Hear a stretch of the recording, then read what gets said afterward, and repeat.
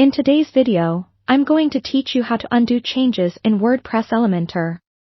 Whether you're a seasoned web designer or a beginner just starting out, we'll walk through how to seamlessly correct those unintended changes you might have made.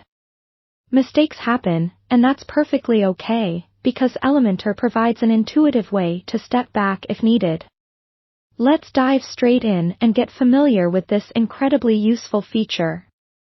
First, let's start by opening your WordPress dashboard. Once you're there, navigate to the page you wish to edit. This could be one of your existing pages or posts, or perhaps a brand new draft you're experimenting with.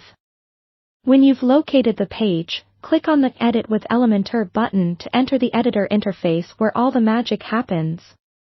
Now that we're inside Elementor, we'll be making some hypothetical changes to demonstrate how to undo them. As you edit your page, you might notice the panel on the left where you can drag widgets into your design. Let's say you add a new section with a heading, an image, and some text. What if halfway through, you decide that section doesn't look as great as you imagined it would, or you accidentally delete something important? No worries at all, because Elementor's History feature is your best friend here. Look towards the bottom of your left-hand panel, and you'll see an icon that looks like a small clock with an arrow circling it. This is the History button. Go ahead and click on it. Upon clicking, you'll find yourself in the History panel, which records every single action you've taken during this editing session. You'll see two tabs at the top, Actions and Revisions. The Actions tab lists changes made in your current editing session. Each action you've taken, from adding elements to resizing sections or deleting widgets, is recorded in chronological order. To undo your changes, simply click on any of the previous states in this list. For instance, if you want to revert to a state before you added that unwanted section, simply click on the action right before it appeared. And just like that, your page will revert back to that selected state, instantly undoing your changes. Now, there's also the Revisions tab.